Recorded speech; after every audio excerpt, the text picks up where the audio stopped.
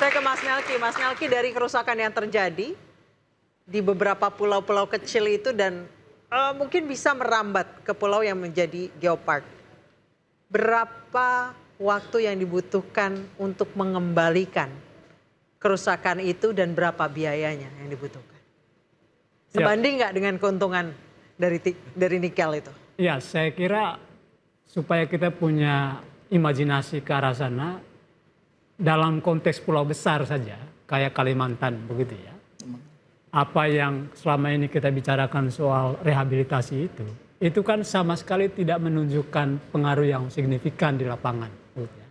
Sumber-sumber air warga itu hancur-hancuran, berasnya bahkan kolaps, lalu kemudian dia harus bergantung misalnya ke Pulau Jawa, anak-anak di lubang tambang bahkan lebih dari 51 orang dan segala macamnya. Dan batubara ini sudah berdekade. Lalu ketika kita nyambung ke konteks pulau kecil tadi, artinya ini butuh waktu yang sangat lama begitu ya untuk kemudian dipulihkan. Dan pemulihan itu dia tidak akan pernah untuk kemudian mengembalikan ke posisi semula. Begitu. Karena yang namanya tambang itu kan dia akan menggali, dia akan membongkar kan mineral tanah-tanah yang ada di pulau-pulau kecil itu. Dan konsekuensinya memang itu daya rusak yang tidak hanya di daratan tadi, tapi juga di wilayah pesisir dan laut. Dan saya kira memang sangat-sangat susah untuk dipulihkan. Dan kita bisa membayangkan bahwa keuntungan dalam tanda kutip yang kemudian didapat oleh negara dalam konteks pulau PT GAG misalnya, itu tidak sebanding dengan risiko atau daya rusak yang kemudian ditimbulkan. Karena kita tidak hanya bicara soal daratan kan. Bicara soal wilayah pesisir dan laut itu kita bicara soal ikannya, kita bicara soal karangnya, soal lamunnya dan segala macamnya. Yang sebetulnya ini ekosistem yang sangat vital dan penting bagi kehidupan kita, terutama di gugusan kepulauan kecil tadi. Sehingga apalagi kalau kita bicara soal nyambung ke kasus PT Timah misalnya. Iya. Kerugian dalam konteks lingkungan bahkan naik jadi 300 triliun kan Pak, dari yang sebelumnya 200 sekian triliun. Jadi saya kira situasi itu yang kemudian bisa membuat kita punya imajinasi bahwa ini memang terlampau susah untuk dipulihkan. Dan satu-satunya jalan adalah memang harus dihentikan sejak awal. Daripada kemudian kita menunggu semuanya bangkrut begitu, lantas kemudian baru mau dipulihkan. Kan begitu? Ya. Pak Toto silakan. Daripada nunggu nih, keburu rusak semua.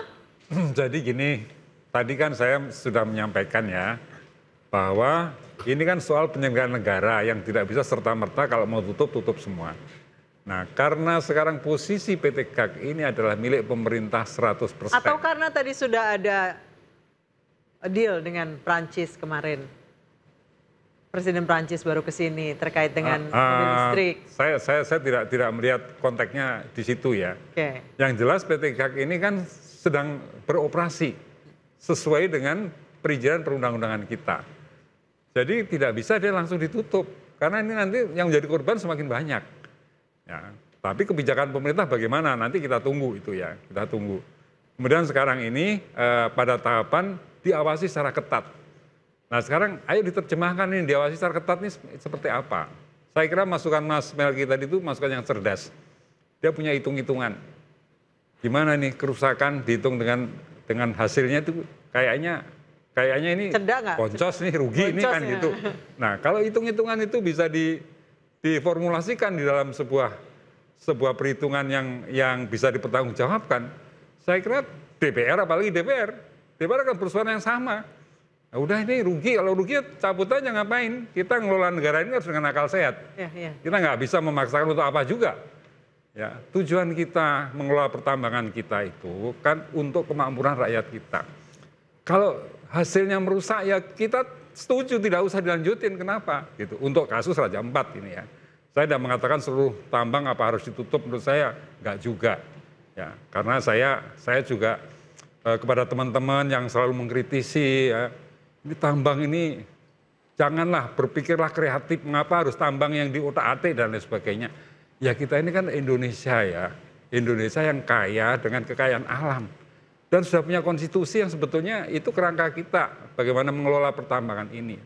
Saya tidak bisa membayangkan dunia ini tanpa ada pertambangan. Kita mau ke Bandung pakai kereta, kita mau pakai mobil, kita mau pakai, itu semua kan hasil teknologi. Yang itu nggak bisa dihasilkan hanya dengan imajinasi. Ya, persoalannya adalah mari kita kompromikan ini antara kemajuan yang mendatangkan kemakmuran ini dengan kemajuan yang bisa menimbulkan kerusakan. Ya, kedua-duanya ini memang bisa terjadi.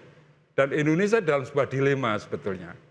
Karena banyak negara yang punya kekayaan alam itu sering disebut kutukan sumber daya alam. Karena mereka bukannya menikmati kemakmuran tapi menikmati kerugian, kehancuran. Nah, apakah Indonesia akan mengalami hal yang serupa? Kalau tidak mau belajar ya bisa terjadi.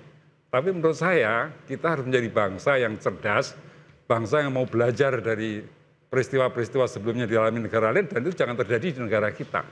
Makanya saya selalu berpikir terbuka, mendengar semua masukan, ayo kita cari solusinya bersama-sama. Ya, terhadap Raja Ampat sudah terjadi.